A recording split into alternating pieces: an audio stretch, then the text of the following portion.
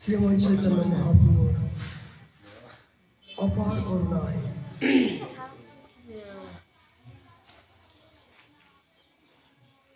চুরাশিতর বৃন্দাবনের মুকুটমণি শ্রীধাম রাধাকুণ্ড তটস্থ শ্রী শ্রী রাধা মদন মোহনজির চরণ প্রান্তে নিতাই গৌর শীতনাথের প্রসন্নতার জন্য মদীয় গুরু মহারাজ শ্রী শ্রী 108 প্রাণকৃষ্ণদাস বাবাজি মহারাজের আদেশ করবে। এন আমাদের কীর্তনের মধ্যে হরিকথার আয়োজন।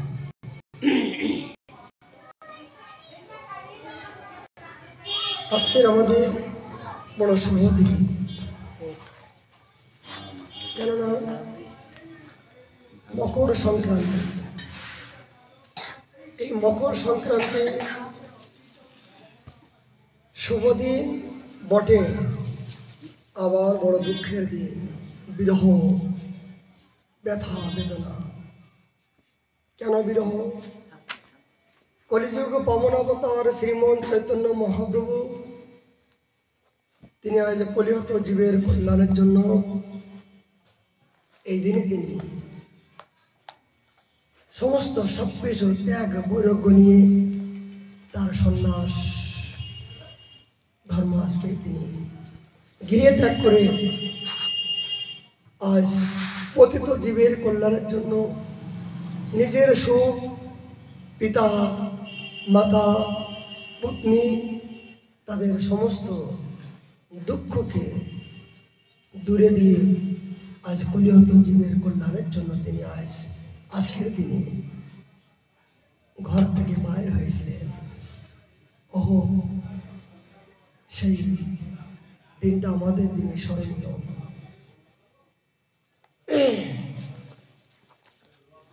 তার পূর্বে আমাদের নিত্য নৈমিত্তিক মহাপ্রভুর প্রিয় পার্শ্বদ বর্জ শ্রী কৃষ্ণদাস কবিরাজ বিরচিত চৈতন্য চরিতামৃত মহাগ্রন্থ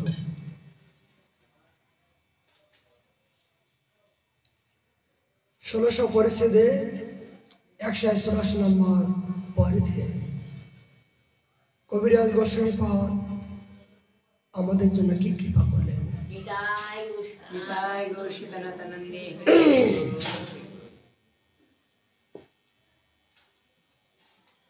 তার পূর্বে আমাদের বৃন্দাবন মহিমামৃত প্রবন্ধ সরস্বতী পদের কৃপামৃত স্বরূপ তিনি বারবার করে কেন ধামনিষ্ঠা হতে হয়, ধামে কেন পড়ে থাকতে হয়, ধাম থেকে অন্যত্র তিনি যেতে দিচ্ছেন না কেন, এখানে কি আছে, অন্য জায়গায় কি আছে, তিনি বারবার করে প্রতিটা শ্লোকের মধ্য দিয়ে তিনি সমস্ত জীবকে ধিক্কার দিয়ে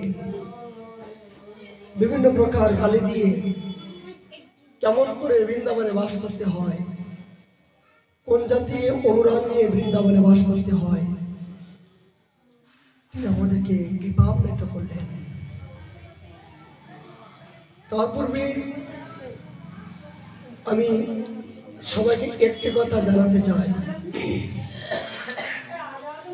রাধাকুণ্ডের তটে অনেকে বাস করছেন, বাসেন। রাধাকুণ্ড যে সমস্ত তীর্থের মুকুটমণি, সমস্ত তীর্থ যে রাধাকুণ্ডে বিরাজমান, সেগুলো আমরা গ্রন্থে দেখেছি, সাধুর মুখে শুনেছি, কিন্তু এই অপরাধী চোখে দেখার মতন এখনো কোনো কোনো ভাগ্যবানে কিছু কিছু অনুভব নয়, সাক্ষাৎ এখনো পর্যন্ত রাধাকুণ্ড ধাম শ্যাম রাধারানী সম এবং সমস্ত তীর্থের মুকুটমণি এখনো গিয়ে দেখুন রাধাকুণ্ডের তটে যে জলের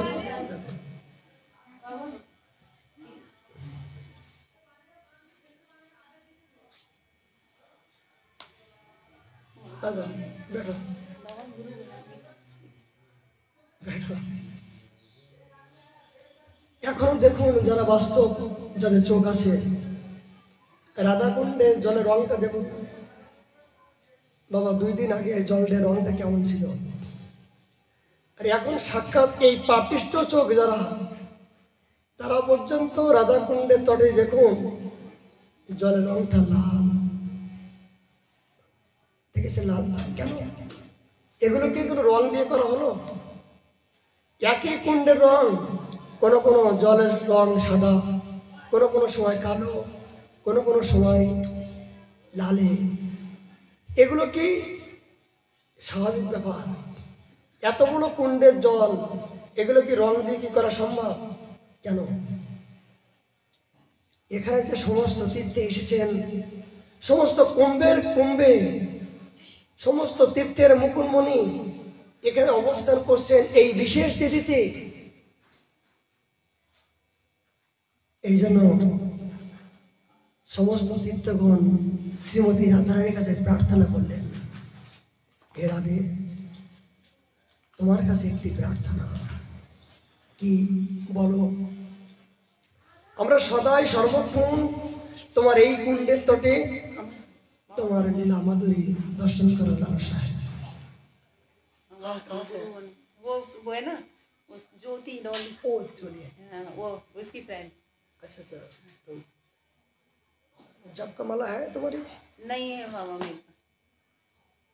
हाथ लगा, हाथ लग गया, लगा। एक एक एक एक दो दो तीन तीन चार चार 5 हाँ 6 7 हाँ 8 आठ 9 नौ 10।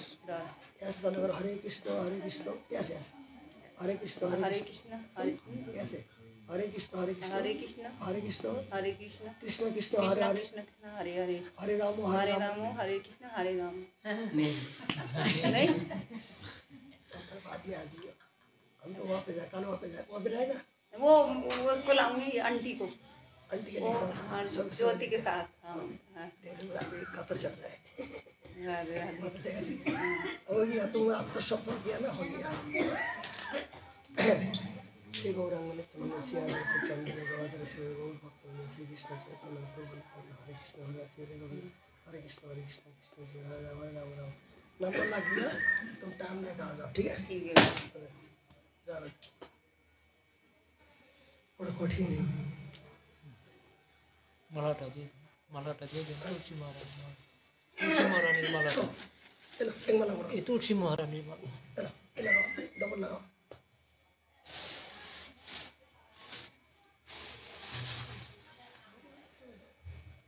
एक प्रसाद ले लो।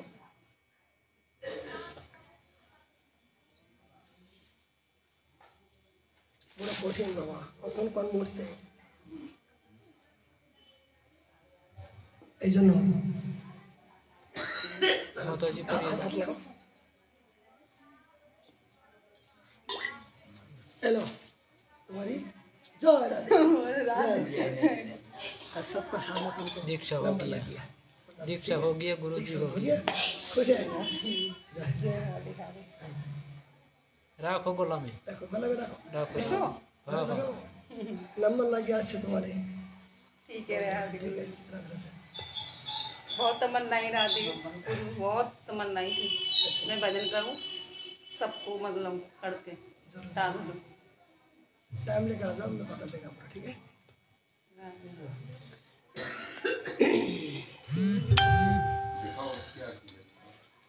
যখন लड्डू गोपाल সমস্ত তীর্থগণ হাত জোড় করে অপেক্ষা করছেন রাধারানীর কাছে, হে রাধে, তোমার কাছে একটি প্রার্থনা। বলে কি?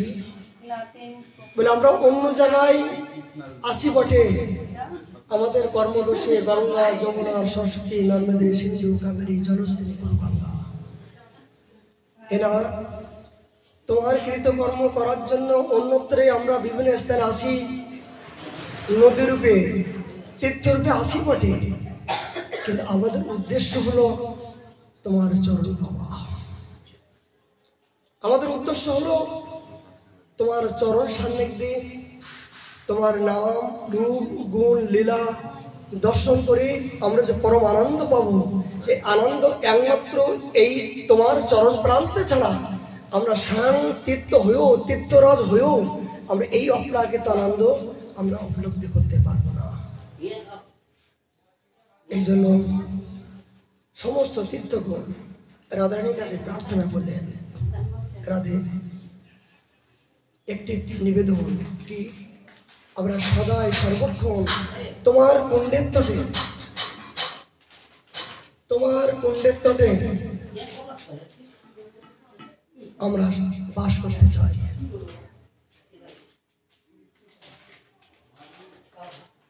কেন রাধারা বললেন কেন বাস করতে চাও? বলছে তোমার কুণ্ডের তটে তুমি যে সর্বক্ষণ তোমার লীলা মাধুরী গুণমাধুরী রূপমাধুরী তুমি সর্বক্ষণ এখানে অবস্থান করো। শুধু তুমি নয়, তোমার সতীবৃন্দ এবং তোমার প্রাণনাথ ব্রজকিশোর সহ তুমি যেখানে সর্বক্ষণ লীলায় পরম আনন্দে বিলাস করো, সেই আনন্দ দর্শন করার জন্য তোমার কুণ্ডের তটে আমরা সর্বক্ষণ থাকতে চাই, বাস করতে চাই। রাধারানী সমস্ত তীর্থদেরকে আশীর্বাদ করে বলেন তথাস্তু তথাস্তু, আমার কুণ্ডের তটে সদাই সর্বক্ষণ তোমাদের স্থান দিলাম। শোনো, তোমরা প্রত্যেকে তোমাদের তিথি অনুযায়ী তোমাদের নিজ নিজ রূপ ধারণ করো। রাধারানী বললেন তোমরা যেখানে আসো আমার কুণ্ডের তটে, এটা যেন কলিহত জীব যারা রাধা কুণ্ডের তটে বাস করছেন, বৃন্দাবনে বাস করছেন, তারা যেন বুঝতে পারে যে তুমি যে স্বয়ং তোমরা যে এই রাধা কুণ্ডের তটে সদাই আসো, সেটা কিছু কিছু দিক নির্দেশনা দেখাই দিও। রাধারানী বলছিলেন ঠিক ধ্রুব সত্য। যখন দশহরা গঙ্গা পূজা হয়, ঠিক দশহরা গঙ্গার দিন গঙ্গার জল যেমন ধরনের সাদা ঘোলাইটের মতন ভাব, ঠিক রাধা কুণ্ডের তটে একই সম পরিমাণের জলটা একই পরিমাণ, উনিশ নয়। এগুলো বলে বোঝানো যায় না। এর অনুভব থেকে যদি রাধা কুণ্ডের তটে এই অলৌকিক এখনো পর্যন্ত চিরসত্য বিশ্ব ব্রহ্মাণ্ডের ত্রিভুবনে কোথাও না থাকলেও এই রাধা কুণ্ডের তটে যারা কিঞ্চিত পরিমাণে একটু অনুভবী আছে, আর এই জলটা দেখে নির্ধারণ করতে পারবে যে এখনো যে রাধা কুণ্ডের তটে রাধারানী অবস্থান করছেন এবং সমস্ত তীর্থ এখানে বাস করছেন, তার প্রমাণ হলো জল। শুধু জল নয়, বলে রাধারানীর প্রেমের বিগলিত যে অশ্রু, সেই প্রেমময় প্রেমের প্লাবিত রাধাকুণ্ডের জল। বলছে রাধাকুণ্ডের জলের কি প্রমাণ? বলছে মহাজন বলছেন কোন জলটা যখন ফ্রিজের ভিতরে রাখা হয়, ওই জলটা যখন 0 ডিগ্রি হয়ে যায় তখন বরফ হয়ে যায়। আবার ওই বরফটা যখন ফ্রিজের বাইরে নিয়ে আসা হয় আবার জল হয়ে যায়। তা বলছে রাধারানী হলো বরফ, আর বরফ থেকে নিগলিত যে প্রেমময় জল, সেটা হলো রাধারানীর প্রেমের প্লাবিত কুণ্ডের জল। যেমন বরফ এবং জলের কোনো ভেদ নাই, ঠিক শ্রীমতী রাধারানী আর রাধা কুণ্ডের জলের কোনো ভেদ নাই, একই তত্ত্ব, একই প্রেমময়। এটা জীবনে যদি কেউ একবার কারোর বিশ্বাস হয়ে থাকে, যা সে বিশ্ব ব্রহ্মাণ্ডে তাহা সেই ভাণ্ডে, এটা অপ্রাকৃত বস্তু, সবার জন্য নয়, সবার জন্য নয়। এই জন্য বহু নাম জন্মলাম আনতে অর্জুন, এই আমার যে শুদ্ধ ভজন, এই যে আমার যে অপ্রাকৃত ভজন, ব্রজের যে নিকুঞ্জ মন্দিরের যে ভজন, এগুলো বহু বহু জন্মের সুকৃতির ফলে এই তত্ত্ব জানতে পারে। এক জন্মে নয়, এক জন্মের সুকৃতি বলে এই রাধা তত্ত্ব সম্বন্ধে জানতে পারবে না। যতক্ষণ পর্যন্ত দেহের ভিতরে নিজের আত্মকেন্দ্রিক বাবার ইচ্ছা যার আছে, নিজের দেহ আমি আমার এ জাতীয় মনোবৃত্তি যার আছে, তারা এই অপ্রাকৃত শ্রীমতী রাধারানীর অপার করুণা এই রাজ্যে প্রবেশ করতে পারবে না। সরস্বতী বাদ বললেন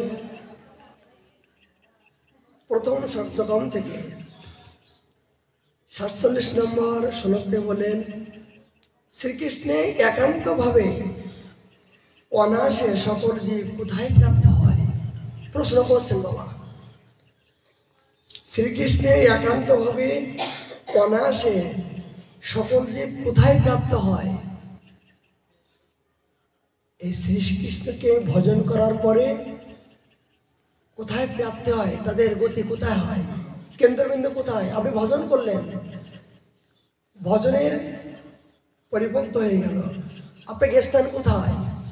বলে বৃন্দাবন ধাম। অনায়াসে সকল জীবের স্থান কোথায়? প্রাপ্তির স্থান পরম ভগবান শ্রীকৃষ্ণের মহাচার্য জনক কেবল লীলা বিগ্রহই কোথায় দৃষ্ট হয়? ভগবানের যে অনন্ত বিগ্রহের যে মূর্তিময় দেবতা, এর কোথা থেকে উৎপত্তি হলো? শ্রী গোবিন্দ, গোপীনাথ, মদন মোহন, রাধা বল্লভ কোথা থেকে উৎপত্তি হলো? বৃন্দাবন থেকে। আর কোথায় বা শ্রীকৃষ্ণ পাদপদ্মে ভজন জনিত মহানন্দের পরাকাষ্ঠ দেখিতে পাওয়া যায়? এ ভ্রাত বলিতেছি, রহস্য কথা শ্রবণ করো, এই বৃন্দাবনে ওই সকল বস্তু প্রাপ্তব্য। জীবের সমস্ত জীবের সাধন ভজন সাধ্য বস্তু প্রাপ্তি সমস্ত দশার স্থান কোথায়? বৃন্দাবন। এ প্রাত তোমরা যদি এখনো পর্যন্ত তোমরা নিজের বলে কিছু চাও, এ জন্মে যদি বন্ধন মুক্ত হতে চাও, তোমার শ্রী গোবিন্দ, গোপীনাথ, মদন মোহনের কৃপামৃত যদি নিতে চাও, তুমি যদি পরমানন্দ পেতে চাও, তাহলে এ প্রাত কৃপাপূর্বক এই বৃন্দাবনে এসে তুমি তার চরণে শরণ নেবার চেষ্টা করো। এই বৃন্দাবন ধামে বসবাস করে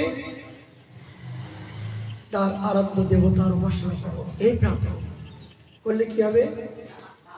তোমার মনোবাসনা পরিপূর্ণ হবে। বলে জগতে কোথায় যাবার দরকার নাই, অন্যত্রে গেলে বিভ্রান্তি হয়ে যাবে, বিভিন্ন প্রকার চিন্তা চেতনা দুদুল্যমান হয়ে যাওয়ার সম্ভাবনা হবে। হে প্রাত, একমাত্র এক দিক, এক নির্দেশ, এক আদেশ, একই লক্ষ্য, সেটা হলো আমি বৃন্দাবনে বাস করব, হরি বলবো আর মদন মোহন হে এই না রূপে ব্রজের প্রতি চলব, যাব গো ব্রজেন্দ্রপুর, হব গোপিকার নূপুর হয়ে আমি রুনুজন হয়ে বাঁচব। একটাই জীবের একটাই কর্তব্য। বলে সমস্ত বেদ পুরাণ শাস্ত্র দেবতা মুনি ঋষি কিন্নর কিঙ্করি শত সহস্র জায়গায় গেলেও, শত সহস্র উপাধি হয়েও তোমার এই চিরদিগৃতে যতক্ষণ পর্যন্ত না আসতে পারবে হরি বলবো আর মদন মোহন এই মনোবৃত্তি, এই সংকল্পিত এই নিষ্ঠা যতক্ষণ পর্যন্ত তোমার না হবে, ততক্ষণ পর্যন্ত এই মনুষ্য জীবনের সার্থকতা হবে না। জগতে অনেক জানা হলো, অনেক বোঝা হলো, কিন্তু ওই বোঝা নয়, ওই জানা নয়। তোমাকে জানতে গেলে এই ব্রজগোপীর চরণের উপর হয়ে রুনুজুন হয়ে আমি ভাসবো। এই হলো সাধনের চরম পর্যায়ে সিদ্ধান্ত এ হলো গৌড়ীয় বৈষ্ণবের একমাত্র পরম আশ্রয় তত্ত্ব, পরম স্থান, পরম শীতলতা কোথায়? ব্রজগোপীগণের চরণের নূপুর। অনেক বেদ অধ্যয়ন করলাম, গীতা অধ্যয়ন করলাম, অনেক কুম্ভে স্নান করলাম, অনেক তীর্থে স্নান করলাম, কিন্তু সর্বতীর্থে জানলাম, সর্বসিদ্ধান্ত জানলাম, সবকিছু জানলাম, সেটা কি? এই ব্রজগণের আমাকে এই ধুলি রে, এই না ব্রজের ধুলি, এই ধুলি মেখেছিল নন্দের বেটা কানাই, এই ধুলি উড়িয়া যদি পড়ে গঙ্গা জলে, গঙ্গাও পবিত্র হয় ভাগবতে বলে। সেই ধুলি যদি কারোর জীবনে একবার ভাগ্য মিলে যায়, তার সমস্ত বেদ সিদ্ধান্ত আজই সবকিছু জানা হয়ে গেল, সবকিছু পাওয়া হয়ে গেল, তার মনুষ্য জীবন সার্থকতা হয়ে গেল। এই সরস্বতী মা এইভাবে কৃপা করে আমাদেরকে বৃন্দাবনে বাস করার জন্য বারবার নিবেদন করছেন। বাবা আজ আমাদের বড় বিরহ বিষয়। আজকে মকর সংক্রান্তি, এই মকর সংক্রান্তির দিন আমি পতিত পাবন নদিয়ার চাঁদ, তিনি আজ সন্ন্যাস নিয়ে এই আমার মতন কলিহত জীবকে উদ্ধার করার জন্য নিজের সুখ বাসনা সবকিছু পরিত্যাগ করে তিনি আজ গম্ভীরার মধ্য দিয়ে যেভাবে ক্রন্দন করছিলেন, যে ত্যাগ বৈরাগ্যের শিক্ষা, তিনি যে কলিহত জীবকে উদ্ধার করার জন্য যে সংকল্প নিয়েছিলেন, সেই আজকের থেকে তার সংকল্প শুরু হলো।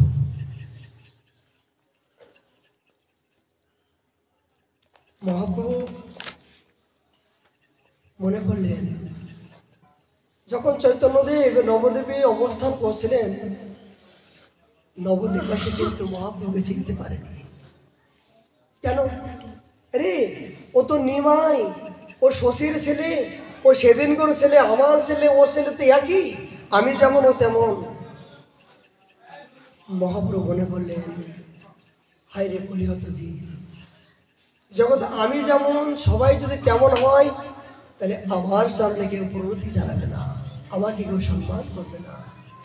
তিনি মনে মনে সংকল্প করলেন, আমাকে এমন কিছু করতে হবে যে কলিহত জীব অচিরেই আমার চরণে যখন প্রণতি জানাবে, এই মাথাটা যখন নিচু করবে, তখন সেই ছলে আমি প্রেম দান করব, সেই ছলে এই কলিহত জীবকে আমি উদ্ধার করব। তিনি মনে মনে সংকল্প করলেন, কি করব? আমাকে সংসার থেকে ত্যাগ করতে হবে। একদিন চৈতন্যদেব গঙ্গায় স্নান করতে গেলেন। হঠাৎ করে স্নান করতে করতে নবদ্বীপের ব্রাহ্মণগণ একটু খটখটিয়া ভাব প্রবৃত্তি, সেই মহাপ্রভুর গায়ের জল ছিটা এই ব্রাহ্মণের গায়ে লাগলো।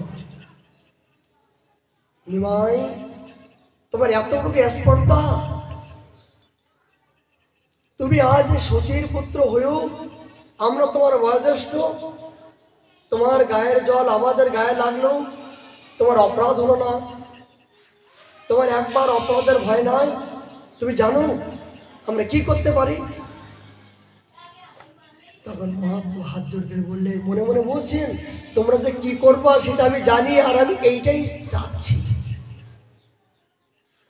কোনো কিছু সূত্র না হলে তো তিনি এই সংকল্প করতে পারছেন না। তখন সেই ব্রাহ্মণ গলার পৈতা স্পর্শ করে অভিসম্পাত করলেন, নিমাই, তুমি আমার যে চরণ অপরাধ করলে, অভিসম্পাত করলাম, তোমার তাড়াতাড়ি সংসার নাশ হোক, সংসার নাশ হোক, সংসার নাশ হোক। কি অপরাধ ছিল? এই ব্রাহ্মণের মুখের কথা মহাপ্রভু হেসে বললেন, ঠাকুর মশাই, আপনি আমাকে অভিসম্পাত করলেন না আশীর্বাদ করলেন? আমি তো মনে মনে চেয়েছিলাম এটাই আমার জীবন হোক, কেন সংসারে সুখের মুখে তুলে দিয়ে ছাই, নগরে মাগিয়া খাইব গাইব নিতাই, আমি ভিক্ষাবৃত্তি কবে করব, এই জন্য আমি মনে মনে সংকল্প করছিলাম, কিন্তু তোমাদের কৃপা না হলে তো আমি করতে পারছি না। এই মহাপ্রভুর সন্ন্যাসী সূত্র।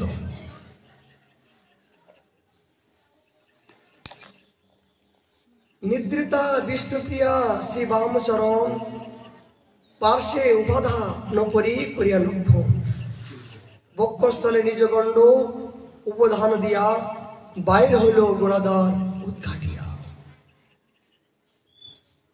মহাপ্রভু যে রাত্রি সন্ন্যাস নিবেন, বিষ্ণুপ্রিয়া দেবী জানতে পারলেন আমার পতিদেবতার কি মনোবৃত্তি। বিষ্ণুপ্রিয়া জানতে পারলেন আমার এই সুখের সংসার আমি সারা জীবন করতে পারবো না, আমার দুঃখের সময় এসে গেছে। বাইরে আসিয়া প্রভু দাঁড়িয়ে অঙ্গনে যথাবিধি রাত্রিবাস করেন বর্জনে। এই সন্ন্যাসের রাত্রি মহাপ্রভুর অনেক বিরহযুক্ত সন্ন্যাস লীলাটা। সন্ন্যাসের আগে বললেন, মাগো সিদারের লাউ তো আমার খেতে ভালো লাগে। এই সিদারের লাউ থেকে দুধ লাউ করে মা রন্ধন করে মহাপ্রভুকে খাওয়াইছিলেন, ওই তার মায়ের হাতের শেষ রন্ধন। মহাপ্রভু মনে করলেন আমাকে এই রাত্রে আমাকে চলে যেতে হবে, এই রাত্রে চলে যেতে হবে।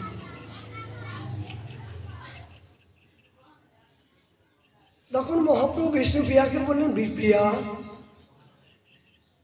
তোমাকে তো অনেকদিন আমি দেখি নাই, ভালোভাবে দেখতে চাই। মহাপ্রভু নিজেই বিষ্ণুপ্রিয়াকে সাজিয়ে দিলেন, আর বিষ্ণুপ্রিয়া মহাপ্রভুকে সাজিয়ে দিলেন। দুজনের সজ্জিত অবস্থায় তারা আজ শয়ন কক্ষ গেলেন। বিষ্ণুপ্রিয়া জানতে পারলেন যে আমার কোনো কিছু অশুভ লক্ষণ দেখা যাচ্ছে, কিন্তু মহাপ্রভু তো মনের কথা বলেন নাই। কিন্তু এই সন্ন্যাস নেবার আগে সেবা সঙ্গনে সমস্ত সবাইকে আহ্বান করলেন। শ্রীবাস, গদাধর, অদ্বৈত, আচার্য সমস্ত সবাইকে ডেকে বললেন,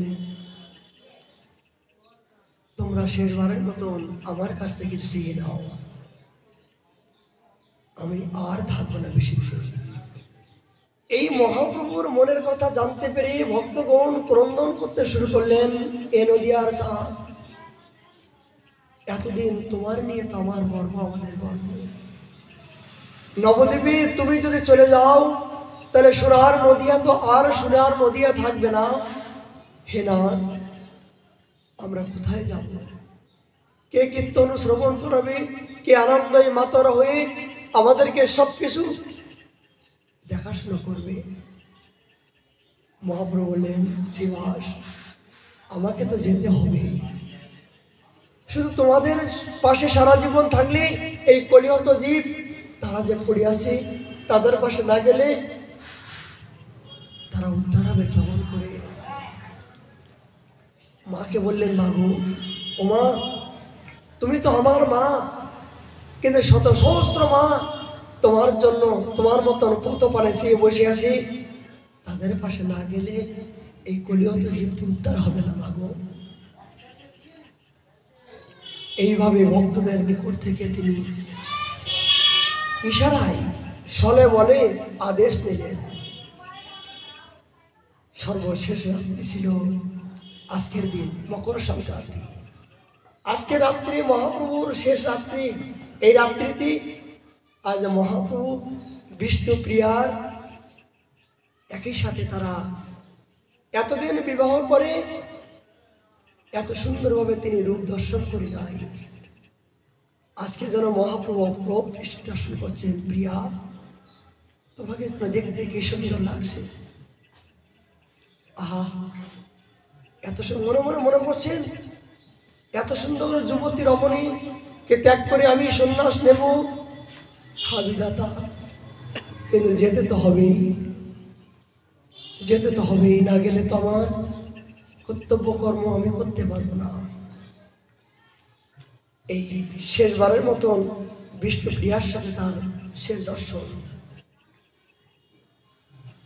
যখন বিষ্ণুপ্রিয়া একই বিছানায় শুয়ে আছেন, মহাপ্রভু নিদ্রা দেবীকে বললেন, হে নিদ্রা দেবী, প্রার্থনা আমার বিষ্ণুপ্রিয়াকে তুমি দেখো।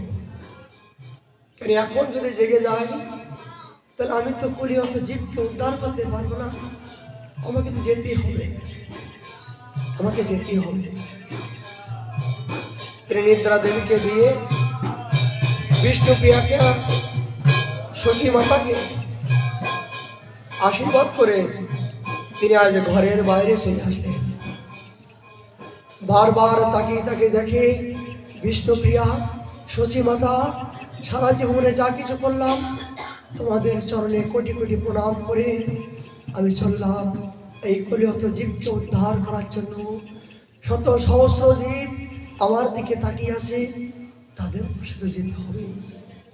নিজের সুখ বাসনা, নিজের সমস্ত সব কিছু বিসর্জন দিয়ে এই কলিহত জীবের জন্য আমার চৈতন্যদেব আজকের দিনে আসলেন।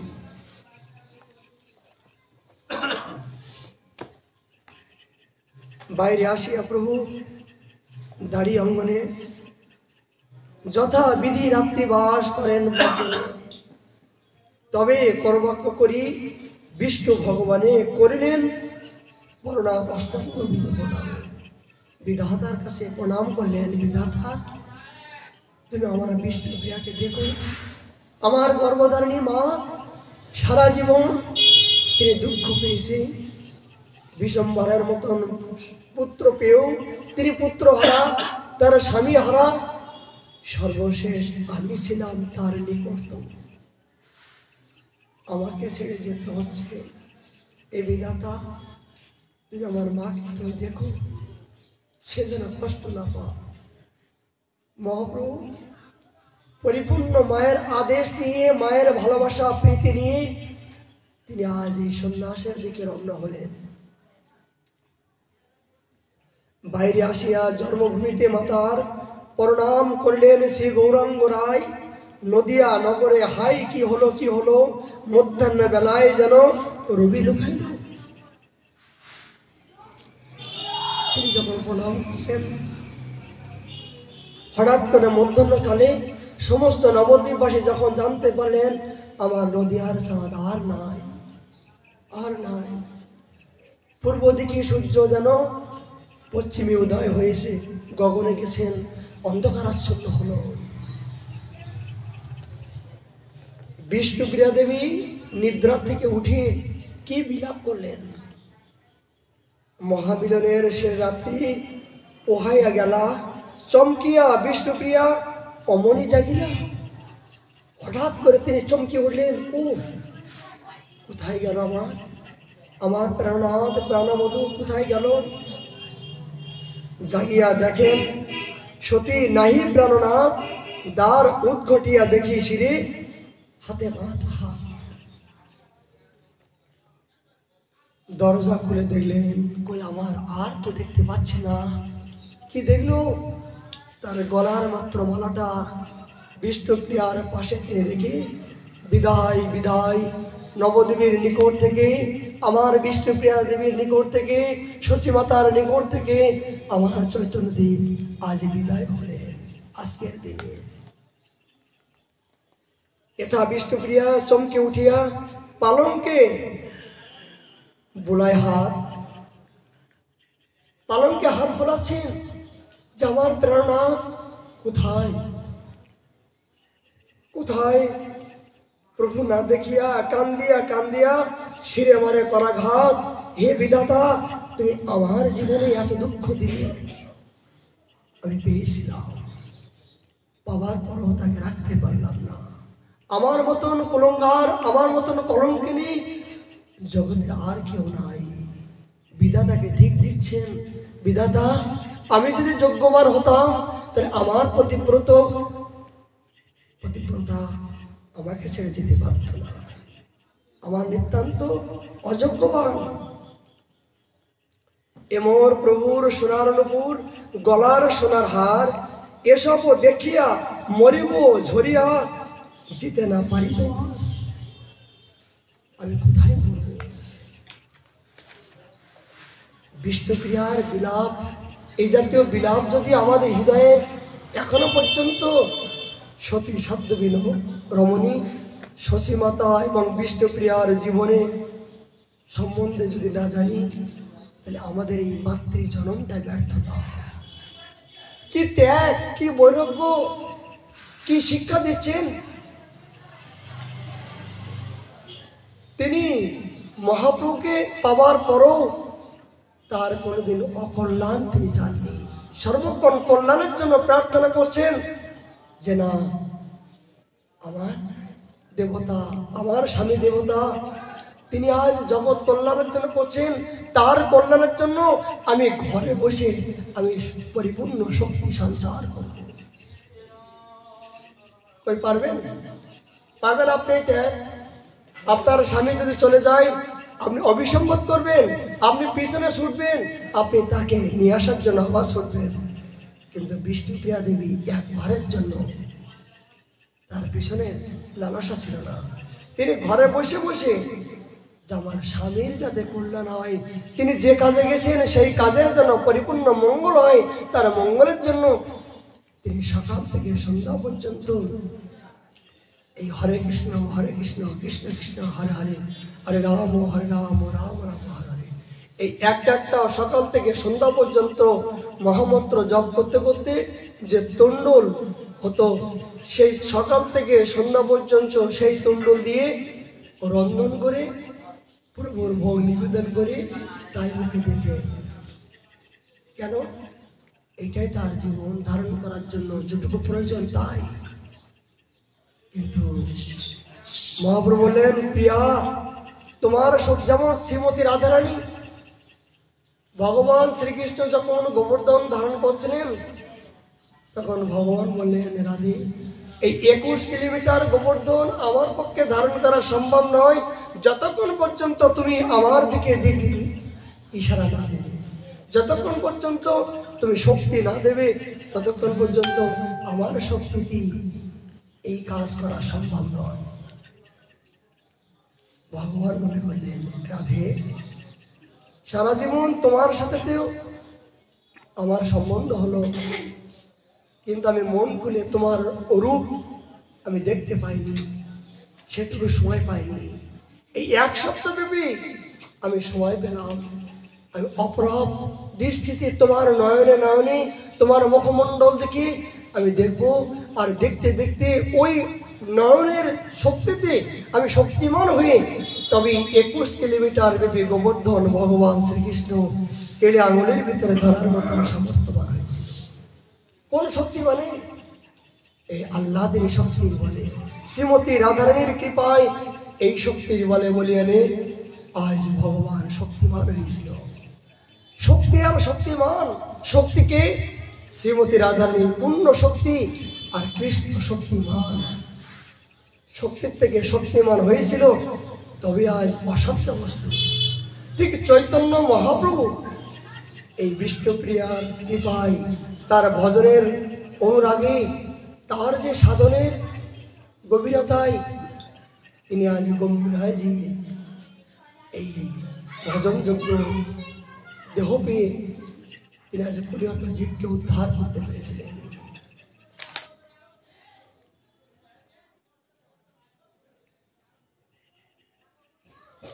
প্রেমেতে বান্ধিয়া মরে নিদ্রা দিয়া প্রভু গেল পালাইয়া।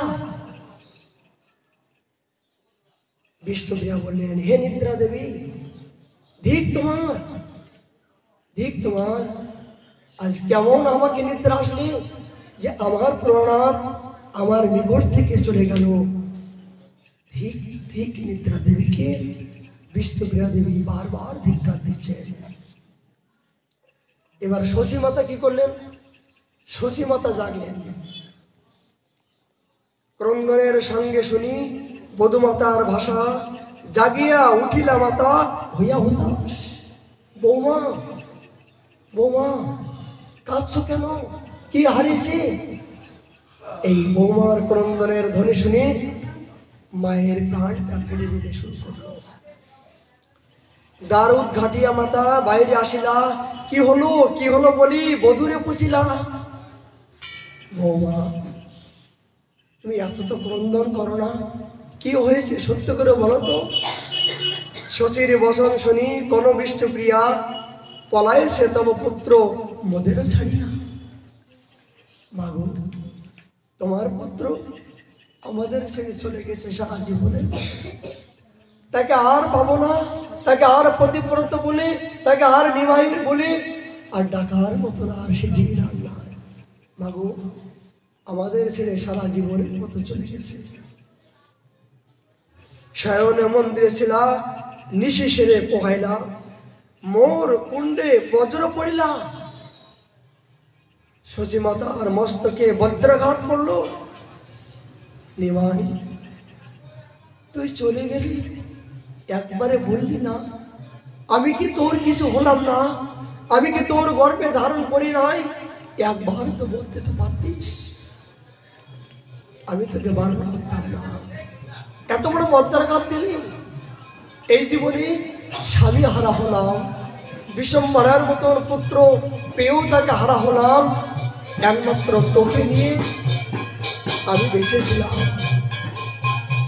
নিমাই, একমাত্র তোকে নিয়ে আমি বেঁচেছিলাম, যে একমাত্র নিমাই আমার একমাত্র সব কিছু। কিন্তু শেষে তোকে হারা হলাম, তুই একবার বলতে পারলি না। বজ্রাঘাত করলেন। বধূর মুখেতে এই শুনিয়া উত্তর, বেগে ধায়া প্রভেদিলিয়া তনয়ের ঘরে। তিনি তুরন্ত বেগে গিয়ে দম করে পড়লেন। ঘরে গিয়া দেখে মাতা নাহিক নিমাই, অমনি অঙ্গনে পড়ি পরের আশায়। আজকে দিনটা কোনো সাধারণ দিন নাই বাবা, যে কেমন করে আমার মহাপ্রভু সন্ন্যাস নিলেন, কেমন করে তার সমস্ত সংসার মা গর্ভধারিণী মাকে আর পুত্র বধূকে ত্যাগ করে জগৎজীবের আমাদের মতন এই পাষণ্ড জীবকে উদ্ধার করার জন্য তিনি নিজের সুখকে পদদলিত করে তিনি আজ আসবেন। সেই বিরহের দিনটা হলো আজ মকর সংক্রান্তি। মহাপ্রভু সন্ন্যাসের এই রাত্রিটা হলো আজকে রাত্রি। মা অঙ্গনে পড়ে আশার কাঁদছেন। কি বলছেন? তরিতে জ্বালিয়াইতে দেখিলে রীতিউতি, কোনঠায় উদ্দেশ্য না পাইয়া বিষ্ণুপ্রিয়া বধূর সাথে কান্দিতে কান্দিতে পথে ডাকে শশী নিমাই বলিয়া। বারবার বারবার নিমাই নিমাই নিমাই বলে তিনি চিৎকার করছেন। ডাকে শশী মাতা নিমাই নিমাই, প্রতিধ্বনি কয় নাই নাই নাই। যতবার নিমাই বসে ততবার নিমার পরিবর্তে জগতে যেন মাকে বসেন নাই নাই নাই। এ শশী মাতা, তোর নিমাই আর নদিয়া নগরে নাই, তোর নিমাই আর নদিয়া নগরে নাই। সে নদী আর সোনার গৌরঙ্গ আর নাই। সে যে সব কিছু অন্ধকার করে আজ চলে গেছেন। সমস্ত নদিয়া নগর অন্ধকার করে তিনি আজ চলে গেছেন। ডাকেছেন যত সৌভ সিন্ধু তত উতলিয়া ওঠে কোথায় নিমাই। পুত্রহারা ব্যথা বেদনা যে কত যন্ত্রণাদায়ক সেটা শশী মাতা উপলব্ধি করলে। নিমাই, তুই চলেই গেলি। শশী মাতা বিলাপ করছেন। গয়াধামে ঈশ্বরপুরী কিবা মন্ত্র দিলা, সেই হইতে নিমাই আমার পাগল হইলা। এই বিলাপ করছেন। আমি বুঝতে পারলাম আমার নিমাই এতদিন কিছু হয় নাই। ওই গয়াধামে যাওয়ার পরে ওই ঈশ্বরপুরী পাদ কি মন্ত্র দিলা, সেই মন্ত্র পাওয়ার পরের থেকে নিমাই যেন আর মন আর সংসারের প্রতি নাই। আমাদের প্রতি আর মন দেখতে পাই নাই। স্বামী দিলা, কৃষ্ণ মরে দিলা পুত্রগণ, অবশিষ্ট সকলে আসে একজন। অনাথিনী মনে কৃষ্ণ এই মোর দেহবর, সুস্থ চিত্তে রহমন গৃহে নিরন্তর। এই অনাথিনী একমাত্র নিমাইকে নিয়ে আমি পড়েছিলাম, কিন্তু শেষ পর্যন্ত সেও চলে গেল। নিমাই ধর্ম বুঝাইতে ভাব, তোর অবতার জননী ছাড়িয়া কোন ধর্ম বিচার। নিমাই আমি জানি তোর ধর্ম করার জন্য গেছিস, কোন ধর্মে আসে নিজের গর্ভধারিণী মাকে ত্যাগ করে তুই ধর্মকে আশ্রয় করলি। বিলাপ করছেন, তুমি ধর্মময় যদি জননী ছাড়িবা, কেমনতে জগতে তুমি ধর্ম বুঝাইবা। শশী মাতা বললেন, নিমাই তোর গর্ভধারিণী মাকে যদি তুই ত্যাগ করিস, তাহলে জগৎকে তুই কেমন করে শিখাবি? আমি তোকে গর্ভে ধারণ করি নাই, আমি তোকে ধারণ করেছি, আমার কাছে তোকে আসতে হবে। আমি কথা দিচ্ছি, আমি যদি তোকে ভালোবেসে থাকি, তাহলে আমার কাছে তোকে আসতে হবে, আসতে হবে। এই অনুমতি শশী কহিলা বসনে, স্বতন্ত্র ঈশ্বর তুমি পুরুষ রতন। মোর ভাগ্য এতদিন ছিল মোর বশ, এখন আপন সুখে করিলে সন্ন্যাস। নিজের সুখের জন্য তুই সন্ন্যাস করবি। এই ঘরের ভিতরে হতভাগিনী বৃদ্ধ মাতা আর যুবতী রমণী রেখে তুই চলে গেলি। একবার তোর বুক কাঁদলো না, একবার তোর দুঃখ হৃদয়টা কাঁদলো না। আমি কি বলিতে কি বলিলাম, আমি কি বলিতে কি বলিলাম, মা হয়ে আপন পুত্র বিদায় দিলাম। মা ঘুমের ছলে মহাপ্রভুকে বিদায় দিয়েছিলেন। কি মহাপ্রভু ঘুমের ছলে মার কাছ থেকে বিদায় নিয়েছিলেন। মা গো, তুমি যদি বলো তাহলে আমি এই সন্ন্যাস ধর্ম এক্ষুনি ত্যাগ করে আমি তোমার সেবায় নিয়োজিত হব। বলো বলো। মা বলে, না রে নিমাই, আমি মূর্খ, লেখাপড়া জানি না, আমি এটা জানি না, কিন্তু আমি শুনেছি কোন বংশে যদি একজন বৈষ্ণব হয়ে সন্ন্যাস নেয়, তার সমস্ত পিতৃকুল, মাতৃকুল, দেবকুল, ঋষিকুল, সমস্ত কুল, 21 কুল,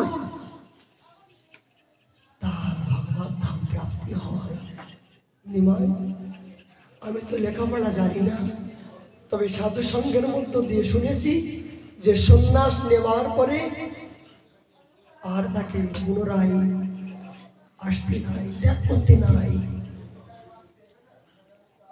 নিমাই, আমি তোকে আশীর্বাদ করলাম, আমি তোকে আশীর্বাদ করলাম, যা সন্ন্যাস। মহাপ্রভু এইভাবে মায়ের কাছ থেকে আদেশ নিলেন। এই আদেশ দেওয়ার পরে মা ক্রন্দন করছেন, আমি কি ভুল করিলাম,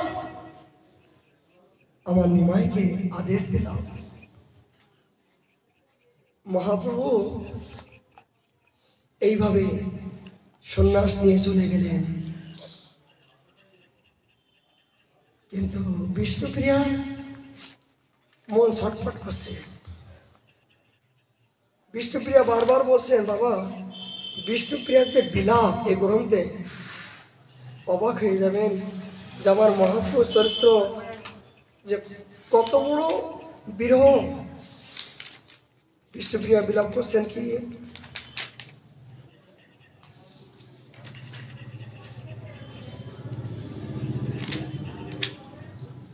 বিষ্ণুপ্রিয়া মাতা শশী দেবীর অন্তর্ধানে ভক্ত দ্বারে দারুদ্ধ কইলা স্বেচ্ছাক্রমে, তার আজ্ঞা বিনে তার নিষেধ দর্শনে অত্যন্ত কঠোরত করিলা ধারণে।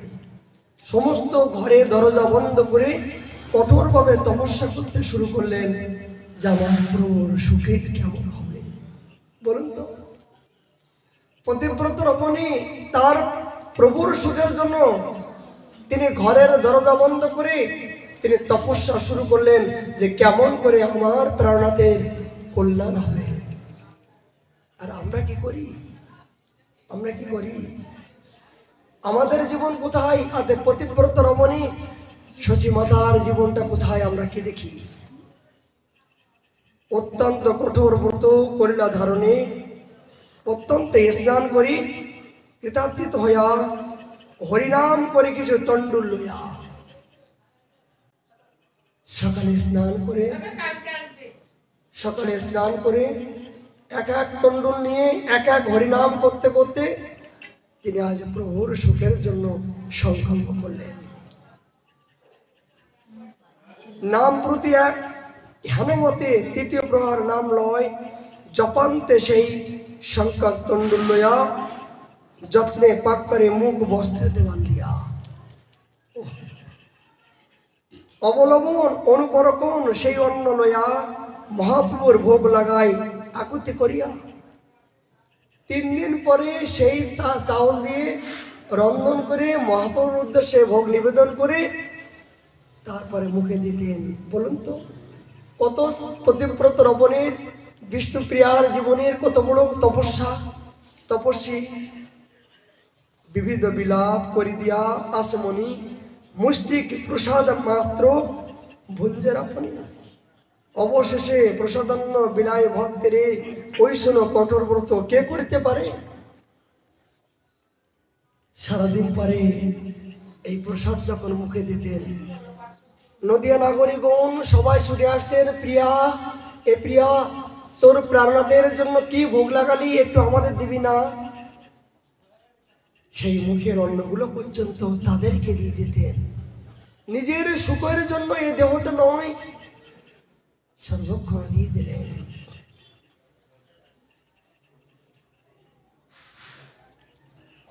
আমাদের এই সন্ন্যাস নেবার পরে মহাপ্রভু একবার এসেছিলেন বিষ্ণুপ্রিয়া দেবীর কাছে। অবশ্যই আমাদের ভাগবত আদি চৈতন্য চৈতন্যতে নাই, তবে মহাজন এক জায়গায় উল্লেখ করেছেন যে মহাপ্রভু বিষ্ণুপ্রিয়ার সান্ত্বনা দেওয়ার জন্য, তিনি তো পতিত জীবকে কল্যাণ করার জন্য তিনি এসেছেন। সেই পতিত জীব কল্যাণ করার জন্য মহাপ্রভু এই বিষ্ণুপ্রিয়া দেবীর দরজার সামনে যখন বিষ্ণুপ্রিয়ার অনেক উৎকণ্ঠা অনুরাগ সর্বক্ষণ প্রভুগত প্রাণ হয়ে ক্রন্দন করতে শুরু করলেন, মহাপ্রভু এক জায়গায় একবার এসেছিলেন, প্রিয়া প্রিয়া। তখন বিষ্ণুপ্রিয়া বললেন, কে গো, এই গভীর রাত্রে আমাকে কে ডাকে? এইরকম গলার কণ্ঠ তো জগতে আর কারণ নয়, আমার তো প্রাণনাথের কণ্ঠ। কে তুমি? আমাকে চিনতে পারছো না? আমাকে চিনতে পারছো না? আমি তোমার, আমি তোমার, আমি তোমার। ও আমার প্রাণনাথ, কি চাই? কি জন্য এসেছো? বলে, জগতে সব কিছু চাই, তুমি কি আমার কাছে কিছু চাও না? মহাপ্রভু বিষ্ণুপ্রিয়াকে বললেন, তুমি কি কিছু চাও না? কি চাইব? দেখুন কি শিক্ষা, কি চাইব প্রভু?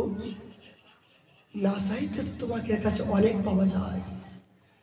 যখন তোমাকে শয়নে স্বপ্নে আমি তো তোমাকে দেখতে পাই, আর নতুন করে তোমার কাছে কি চাইব? তুমি তো আমার হৃদয়ের মাঝে আছো, আর নতুন করে কি চাইব? প্রিয়া, আর কিছু চাও না? আর কিছু কি চাওয়ার ইচ্ছা হয় না? বলুন তো কি ত্যাগ! চৈতন্য মহাপ্রভু বিষ্ণুপ্রিয়া দেবীর কাছে এসে বললেন, তুমি কি চাও? কিন্তু বিষ্ণুপ্রিয়া তো মনে করলে অনেক কিছু চাইতে পারত, কিন্তু কি চাইলেন জানেন? একটাই চাইলেন, প্রাণনাথ, তুমি যদি হতভাগিনীকে দিতে চাও, আমার এই হতভাগিনী যদি দিতে চাও, তোমার এই চরণের পায়ের দুটো খড়ম, এই খড়ম দুটো আমাকে দাও। এই খড়ম দুটো আমাকে দাও, আমার বুকের মাঝারে রেখে আমি সদাই সর্বক্ষণ এই নয়ন জল দিয়ে আমি চরণ ভিজাই দিতে চাই। এই মহাপ্রভু কিন্তু এই চরণের খড়ম এ দিয়েছিলেন। এখনো পর্যন্ত যে মহাপ্রভু খড়মটা আছে, এই বিষ্ণুপ্রিয়ার সেবিত যে খড়মটা, বিষ্ণুপ্রিয়া দেবী মহাপ্রভু যে খড়মটা নিয়েছিলেন, সে এখনো পর্যন্ত দেখুন আমাদের ধামেশ্বর মহাপ্রভু ওখানে আছে। সেই খড়মটা,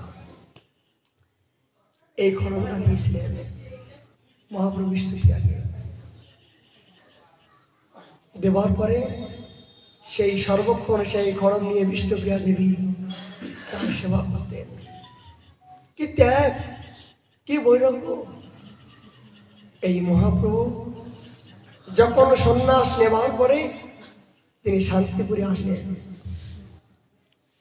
স্বরূপ, আমাকে যেতে হবে, মায়ের কাছে যেতে হবে। মা যে আমার জন্য ক্রন্দন করছে, কেন মায়ের যদি দুঃখ হয়, তাহলে আমি জগতে কোথাও কোনো মুহূর্তেই আমি এই কলিহত জীবের কল্যাণ করতে পারবো না, সামর্থ্য নাই মায়ের কৃপা ছাড়া। দেখুন, গর্ভধারিণী মা 10 মাস 10 দিন গর্ভে ধারণ করে যে মা আমাকে জন্ম দিয়েছেন, সেই মাকে যারা ভালোবাসে না, জগতে যতই ধর্ম করুক, যতই বিদ্বান হোক, যতই পণ্ডিত হোক, নিজের গর্ভধারিণী পিতা মাতাকে যারা এখনো শ্রদ্ধা করতে জানে না, তারা যতই পণ্ডিত হোক না কেন, বলছে কি বলে, নিঃশ্বাস হলে যে মানুষ হবে তাকে মানুষ বলবে না। বলে নিঃশ্বাস যদি হয় বলে মানুষ, বলে গায়ের চামড়া থাকলে মানুষ বলবে না।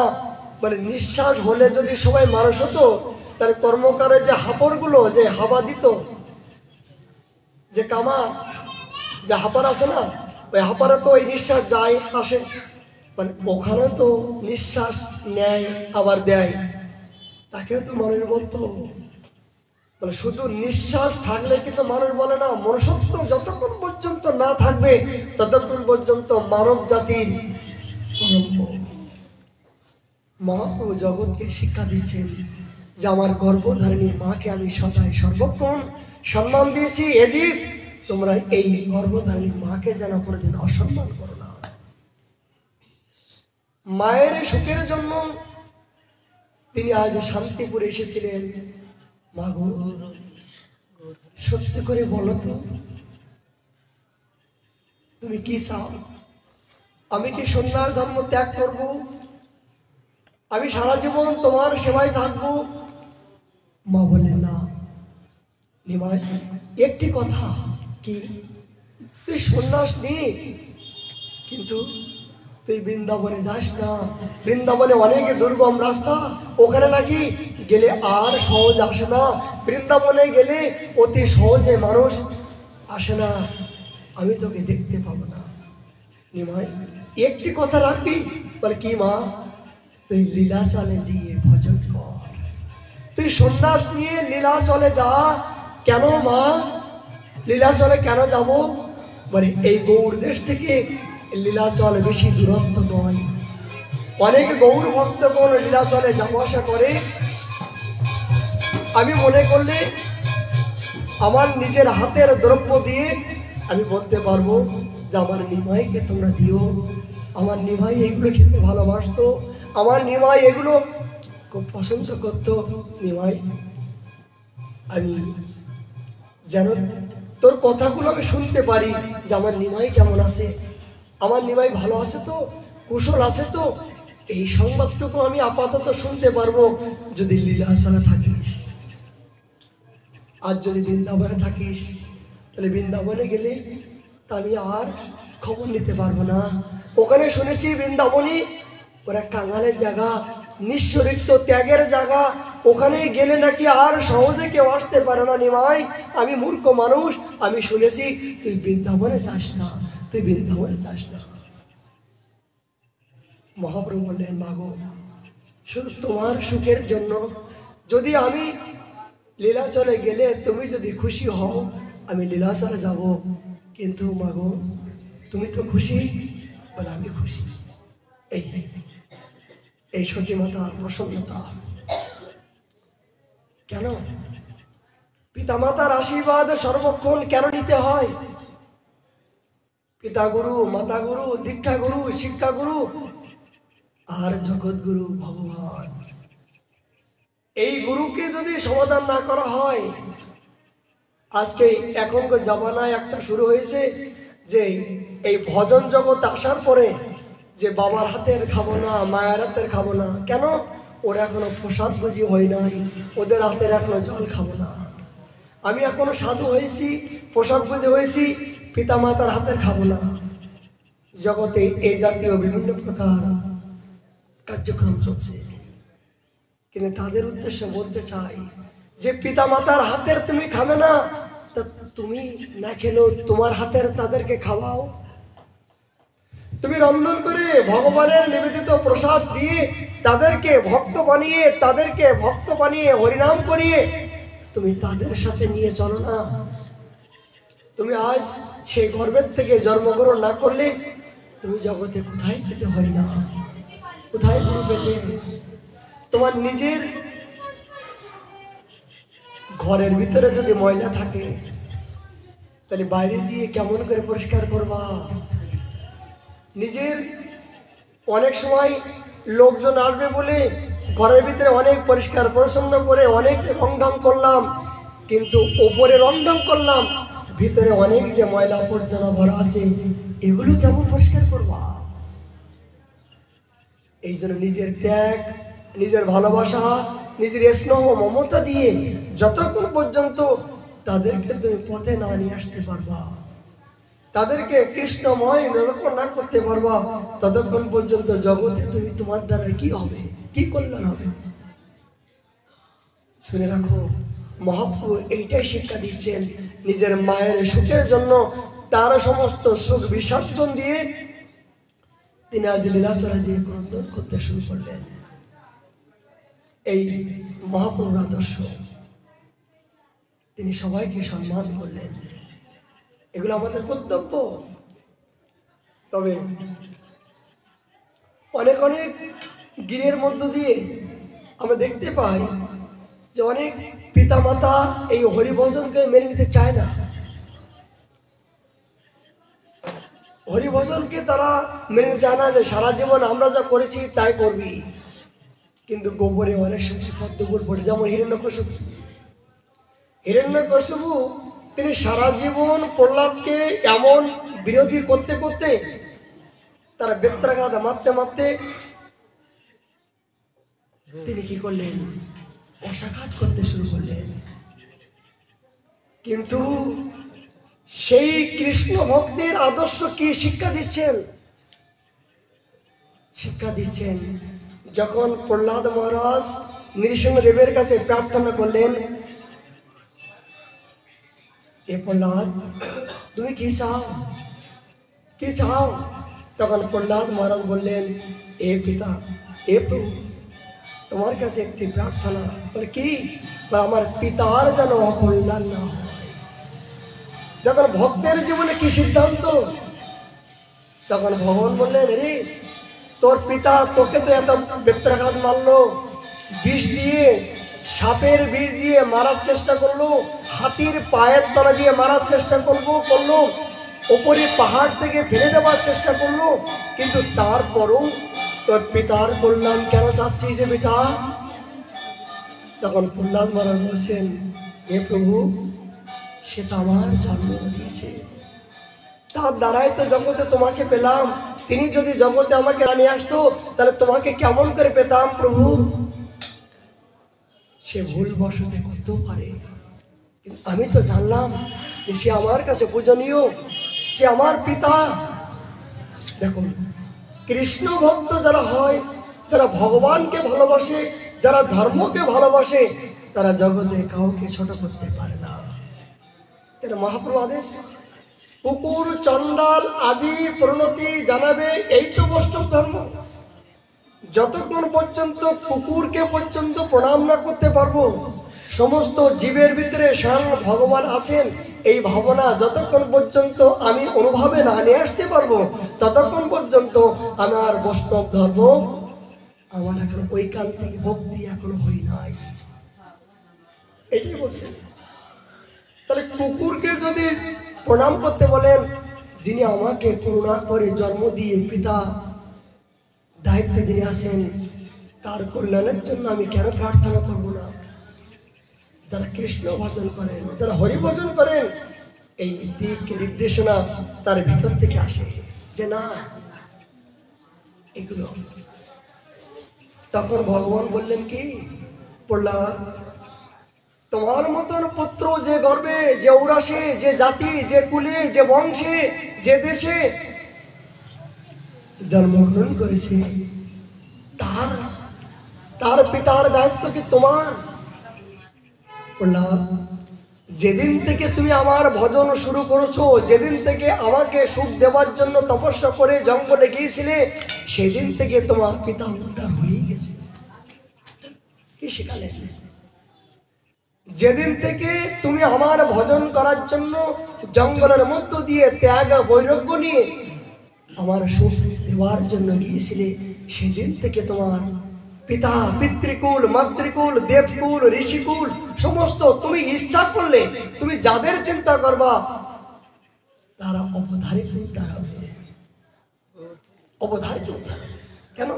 একজন কৃষ্ণ ভক্তের কত বড় মহিমা, ব্রহ্মাণ্ড তারিত শক্তি ধরে জনে জনে এ বেদ ও পুরাণে তাই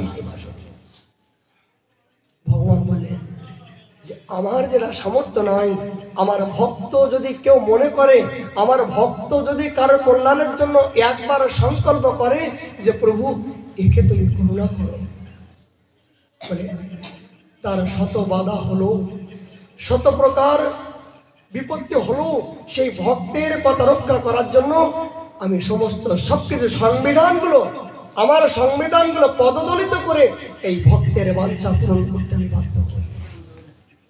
এখানে আমার কোনো বিধি থাকে না। কেন? ভক্ত যে আমার প্রাণ। ভক্ত যদি আমি রক্ষা না করি, ভক্তের মুখের কথা যদি জগতে আমি সততা না দেখাই, তাহলে আমাকে জগতে কেউ ভগবান বলবে না, আমার মন্দিরে এসে কেউ প্রণাম করবে না, আমাকে কেউ সম্মান করবে না। আমাকে মন্দিরে সম্মান কার মাধ্যম দিয়ে করছে? এই ভক্ত যখন জগতে গিয়ে আমার নামের প্রচার করছে, আমার গুণের প্রচার করছে, আমার মহিমার প্রচার করছে, তবেই তো জীব আমার মন্দিরে এসে প্রণাম করছে। ইহান ভক্তকে যদি আমি রক্ষা না করি যুগে যুগে, ইহান ভক্তকে যদি আমি সুপ্রিম পাওয়ার না দেই, তাহলে অহম ভক্ত পরাধীনা এই কথাগুলো জগতে ব্যর্থ হয়ে যাবে। ভগবান প্রহ্লাদকে বললেন, প্রহ্লাদ তুমি জানো না আমি তোমার জন্য আমার যে রূপের যে ঝলক দৃশ্য, স্বয়ং লক্ষ্মী দেবী তিনি আমার পদসেবা করেন, তার কথায় আমি প্রশংসিত হই নাই, তার কথায় আমার এই গর্জন স্থিরিত হই নাই। স্বয়ং সৃষ্টিকর্তা ব্রহ্মা তিনিও স্তুতি করছিল, আমি তার স্তুতিতে আমি পরিসন্ন হই নাই। সমস্ত ইন্দ্র, পবন, বরুণ, ভোলেনাথ আদি সমস্ত সবাই আমাকে স্তুতি করেছিল, আমার এই হিংস্র রূপ দর্শন করে তারা ভয়ভীত হয়ে গিয়েছিল। প্রহ্লাদ আমি কিন্তু তাদের কোনো প্রকার স্তুতিতে আমার মুখটা নরম হই নাই। কিন্তু কেন হলো জানো? শুধু তোমার মতন ভক্তের মনোবাঞ্ছা পূরণ করার জন্য, তোমার কথাকে সত্যতা করার জন্য জগতে অহম ভক্ত পরাধীনা আমি যে যুগে যুগে ভক্তের কথায় ভক্তের কাছে পরাজয় স্বীকার করি, সেইটা দেখানোর জন্য আমি আজ আমার কোনো পিতার দরকার হলো না, আমার কোনো মায়ের দরকার হলো না, আমার কোনো জগতে নতুন করে জন্মগ্রহণ দরকার অপেক্ষা হলো না। প্রভু অনেক অনেক জন্ম নিয়েছো, সেখানে তোমার পিতা মাতা ছিল, সেই পিতা মাতার গর্ভের থেকে তুমি জগতে এসেছিলে, কিন্তু প্রহ্লাদের মতন ভক্তকে উদ্ধার করার জন্য তোমার পিতা মাতার দরকার কেন হলো না? বসে আমার পিতা মাতার যদি মনে করতাম যে আমার পিতা মাতার গর্ভের থেকে জন্মগ্রহণ করে প্রহ্লাদকে উদ্ধার করব, তাহলে আমার ভক্তের কষ্ট আমি নিবারণ করতে পারতাম না। আমার ভক্তের এই দুর্দৈব অবস্থায় আমি যেতে পারতাম না। এই জন্য আমি জন্ম কর্মচামে দিব্যম। অর্জুন, আমার জন্মকর্ম এই সাধারণ মানুষের মতো নয়। আমি ভক্তকে রক্ষা করার জন্য কখন কোন মুহূর্তে যে কোনো মুহূর্তে আমি আবির্ভূত হই। কেন? শুধু ভক্তকে রক্ষা করার জন্য আর অসুরকে দমন করার জন্য আমি যে কোনো রূপ ধারণ করে আসতে পারি। প্রহ্লাদ, কেন আসলাম? শুধু তোমার মতন ভক্তকে, তুমি যে বলছিলে না, তোমার পিতাকে বলছিলে না, মনে আছে সে কথা? রে দুষ্টু বালক, তুই আমার শত্রুর কথা সর্বক্ষণ উপাসনা করিস। বল বল, তোর শত্রু কোথায়? আকাশে, জলে, স্থলে? বলে আমার শ্রী হরি, আমার প্রাণনাথ সর্বত্র অবস্থান করছেন। বলে তাই যদি হয় স্তম্ভের ভিতর কি দেখাতে পারবি? প্রহ্লাদ দৃঢ় সংকল্প গর্জন করে বললেন, আমার প্রাণনাথ, আমার শ্রী হরি সর্বত্র যে থেকে থাকেন, এই স্তম্ভের ভিতরে অবশ্যই আছেন। এই দৃঢ় সংকল্প করে যখন বললেন, তখন ভগবান বললেন, ও কত বিশ্বাস প্রহ্লাদের, যে আমি যে স্তম্ভের ভিতরে আছি, কত বিশ্বাস নিয়ে বলল, আমি যদি এখন না যাই অম ভক্ত পরাধীনা, ভক্ত যে রক্ষা করতে পারবো না। প্রহ্লাদ, আমি তখন বৈকুণ্ঠেই লক্ষ্মী দেবীর পদসেবা ত্যাগ করি, জগতের সমস্ত বিষয় সম্পত্তি সব ত্যাগ করে আমি মানুষ রূপ ধারণ করিনি। অন্য যুগে বিভিন্ন রূপ ধারণ করেছি, এমন বিভৎস রূপ আমি কোনো যুগে ধারণ করিনি। শুধু তোমার কথা রক্ষা করার জন্য, ব্রহ্মার বাণী সত্যতা করার জন্য আমাকে এই নরসিংহ রূপ ধারণ করে জগতে আসতে হলো, শুধু তোমার মতন ভক্তকে রক্ষা করার জন্য। প্রহ্লাদ, তোমাকে রক্ষা করার জন্য যদি এসে থাকি, তাহলে তোমার রক্ষা নয়, তোমার জাতি কুল সমস্ত সবকিছু রক্ষা হয়ে গেছে। কেন? তুমি যে আমাকে ভালোবেসেছো, আমার চরণে আত্মসমর্পণ করেছো, আমি যে আর কারো হতে পারি না। আমি যে তোমাকে নিয়ে নিয়েছি প্রভু। আর আমার পিতা কি উদ্ধার হয়ে গেল? বলে পিতা নয়, তোমার জাতিকুল 21 কুল। এখানে বলছেন 21 কুল, কিন্তু বৃন্দাবন দাস ঠাকুর বলছেন যে 1,00,000 কুল ওজন। কোন ভক্ত, কোন বংশে, কোন উরাসে, কোন জাতিতে একজন কৃষ্ণ ভক্ত যে জন্মগ্রহণ করে, 1,00,000 কুল উদ্ধার করার মতন সামর্থ্যবান আছে। বৃন্দাবন দাস ঠাকুর বললেন, এত বড় সুপ্রিম পাওয়ার থাকবেই তো, তাহলে ধর্মকে রক্ষা। এই দেখুন সমাগম কেন? আমার প্রতি প্রত্যেকের ইষ্ট দেবতা নিষ্ঠা অনুযায়ী তারা গেছেন। এখানে স্নান করলে অনেকে স্নান করার জন্য গেছেন, অনেকে সাধু দর্শন করার জন্য গেছেন। সবচেয়ে কথা একটাই, স্নান করলে কি ফল হবে কি না ঠিক নাই, কিন্তু সাধু দর্শনের যে লাভ হবে এটা কিন্তু মানতে হবে। দর্শনে পবিত্র করো, এই তোমার গুণ। কত দূর দূরাগত থেকে, কত ত্যাগী, কত নিষ্কিঞ্চন, কত মহাবৈরাগী, কত তপস্বী সমস্ত সাধুরা এই কুম্ভ মেলায় ছুটে এসেছেন, কোটি কোটি।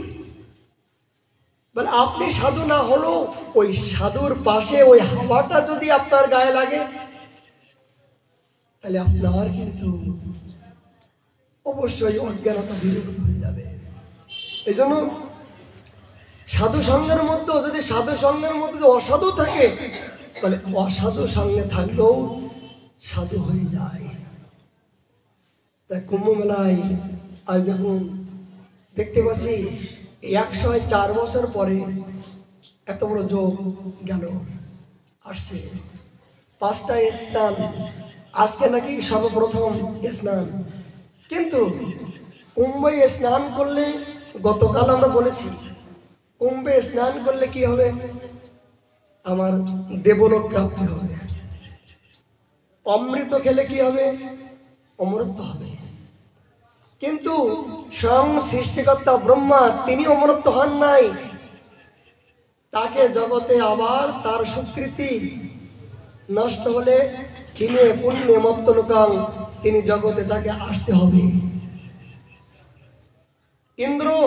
ইন্দ্রলোক সারা জীবন তিনি পাবেন না, তার ইন্দ্রত্ব হয়ে গেলে তাকে জগতে আসতে হবে, এসেছিল তাই।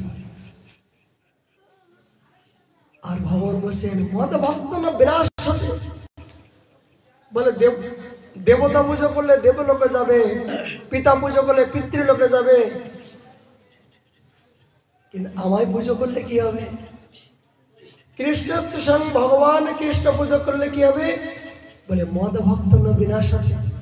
বলে সেই ভক্ত আর বিনাশ হবে না, তাকে আর কোনো মতে কোনো কুলে তাকে আর জনমে জঠরে তাকে আর আসতে হয় না, এই ত্রিতাপ যন্ত্রণার মধ্য দিয়ে দগ্ধ হতে হয় না। তার ধাম আমার ধামে যে অপ্রাকৃত রাজ্যে যে নিত্য নৈমিত্তিক আনন্দ তিনি উপলব্ধি করতে পারবেন, এইটাই লাভ। সেটা কি? এই বৃন্দাবন। এই বৃন্দাবন কি ভগবানের নিজের বাড়ি। আর ভগবানের নিজের বাড়ি নয় শুধু, সমস্ত জীবের আশ্রয় কেন্দ্র কোথায়? মহাপ্রভু রায়রাবন্ধে বলছেন সমস্ত জীবের আশ্রয় কেন্দ্র কোথায়? বৃন্দাবন। এই বৃন্দাবন হলো সমস্ত জীবের আশ্রয় স্থল। তাই যদি হয় রাধারানীর চরণাশ্রয় যে করেন সে হয় মহাশয়।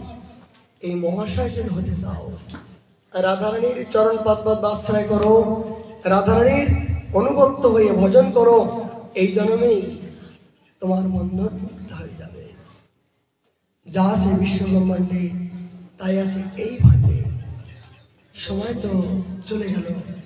একটাই আবার বলতে চাই যে কুম্ভে স্নান করছেন তারা পবিত্র হচ্ছেন, যারা যেতে পারেন নাই তাদের দুঃখ করার কারণ নাই। একবার রাধা কুণ্ডে যে করে স্নান কৃষ্ণ তারে করেন রাধা সম প্রেম দান। সেই রাধা প্রেম যদি আপনি পেতে চান রাধা কুণ্ডে একবার স্নান করে দেখুন। রাধা কুণ্ডে স্বয়ং সমস্ত তীর্থে যে বিরাজ করছেন তার জলের রংটা একটু দেখলে অনুভব করবেন। জলের রংটা লাল রঞ্জিত, একই কুণ্ডের জল। এই লাল কি রং দিয়ে করা যায়? করা যায় না। কিন্তু এখানে যে সমস্ত তীর্থ এসেছেন সমস্ত ভক্তের কৃপা করার জন্য শিব রাধা কুণ্ডের তটে তীর্থ এসেছেন, তার প্রমাণ কি? কুম্ভে গেলে হয়তো জলের রং পরিবর্তন হয়েছে কিনা জানি না, কিন্তু কুম্ভের সমস্ত দেবতা রাধা কুণ্ডে এসেছেন, তার প্রমাণ হলো জলের প্রমাণ। আজকে বাবা সবাই দেখবেন এবং গতকাল দেখবেন, এটা অনুভব করবেন। শুধু রাধা কুণ্ডে স্নান করলাম আর ডুব মারলাম, উঠে আসবে না। এটা অনুভব করবেন যে রঙের কি। স্নানের পরে দেখবেন ওই জলের রং অন্যরকম পরিবর্তন হবে। যারা এখানে স্থায়ীভাবে বাস করছেন তারাই মাত্র জানে যে কখনো সাদা হয়ে যায়, কখনো নীলে হয়ে যায়, কখনো একদম কালো হয়ে যায় একই জল। সত্য কেন বলুন? যারা রাধা কুণ্ডে বাস করছেন সত্য করে বলুন তো। বলে তাই যদি হয় কি করে সম্ভব? একই কুণ্ডের জল বিবিধ প্রকার রঙের রঞ্জিত হয় কেন? বলে যখন যে তীর্থ অবস্থান করেন সেই তীর্থে রূপ ধারণ করে এখানে তিনি কৃপা করেন, সবাইকে কৃপা করেন। এই জন্য যারা কুম্ভে যেতে পারেনি তাদের দুঃখ না। একবার রাধা কুণ্ডে বলে শত সহস্র কুম্ভে স্নান করলে যে ফল হবে, শত সহস্রবার স্নান করলে যে ফল হবে, একবার রাধা কুণ্ডে স্নান করলে তার দ্বিগুণ ফল হবে। সত্য একবার রাধা কুণ্ডে কেন? কুম্ভে স্নান করলে তাকে তো দেবলোকে যেতে হবে, আর রাধা কুণ্ডে স্নান করলে রাধারানীর চরণাশ্রয় পেতে পাওয়া যাবে, রাধারানীর দাসত্ব হওয়া যাবে, আর রাধারানীর কিঙ্করি হওয়া যাবে। আর কিঙ্করি হলে কি হবে? হরি বলবো আর মদন মোহন হে, এই না রূপে ব্রজের পথে চলবো গো, যাবো গো ব্রজেন্দ্রপুর, হব গোপিকার নুপুর, নুপুর হয়ে আমি রাধারানীর রুনুঝুনু বাজবো। এই তো আমাদের সাধন, এই তো সাধ্য বস্তু। এই জন্মে এই মুহূর্তে যদি রাধারানীর চরণে নুপুর হতে যাও, এই বৃন্দাবনের তটে বাস করে রাধা কুণ্ডে স্নান করে তার কাছে প্রার্থনা করো, তোমার মনে বাঞ্ছনা অবশ্যই পূর্ণ হবে।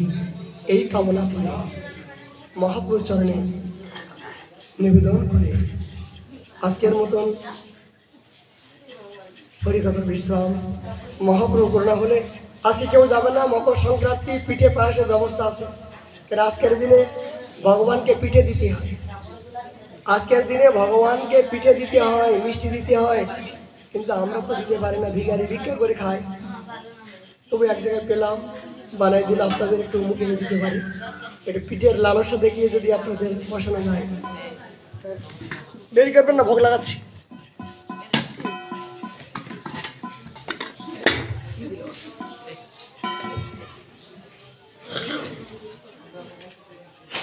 ওপরে ডোনা আছে, এই ওপরে ডোনা আছে, 4টে করে ডোনা নিয়ে এসো।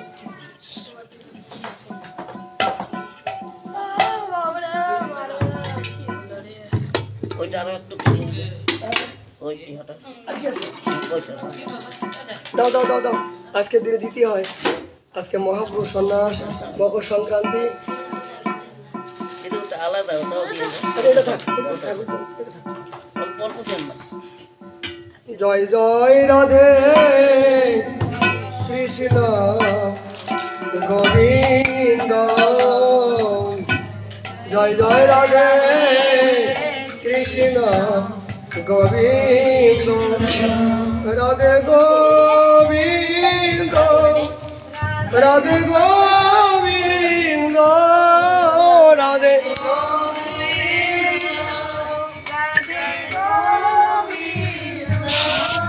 জয় জয় রাধে কৃষ্ণ গোবিন্দ,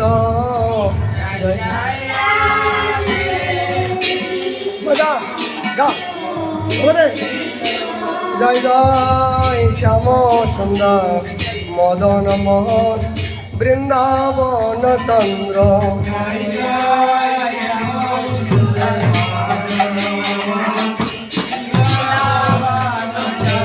জয় জয় রাধা রমন রাত্রি হরি শিবনন্দ,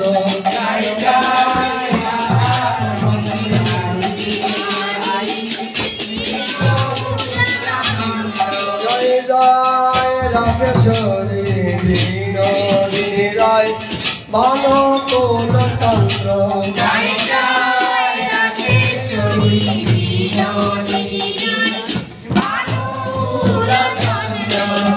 জয় ললিতা বিশাখায়াদি যত সখী বৃন্দ, জয় জয় ললিতা বিশাখায়াদি যত সখী বৃন্দ, জয় জয় শিরূপ মঞ্জরি আদি মঞ্জরি আনন্দ, জয় জয় শিরূপমঞ্জরি আদি মঞ্জরি আনন্দ, জয় জয় পূর্ণমাসী কুণ্ডলতা আরো বীরবিন্দ, জয় জয় পূর্ণমাসী কুণ্ডলতা আরো মীরাবিন্দ, তোমরা সবে মিলে কর দয়া আমি অতি মন্দ, তোমরা সবে মিলে করো দয়া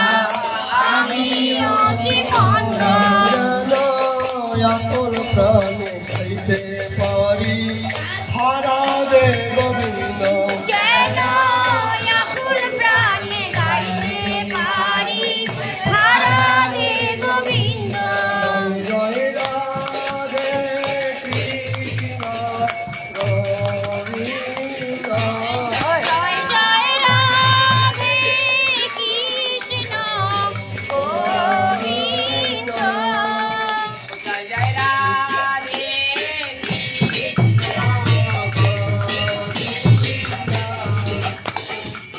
শ্রী গৌরাঙ্গ নিত্যানন্দ শ্রী অদ্বৈত চন্দ্র গদাধর শিবা কবি গৌর ভক্তবৃন্দ, গৌরাঙ্গ নিত্যানন্দ শ্রী অদ্বৈত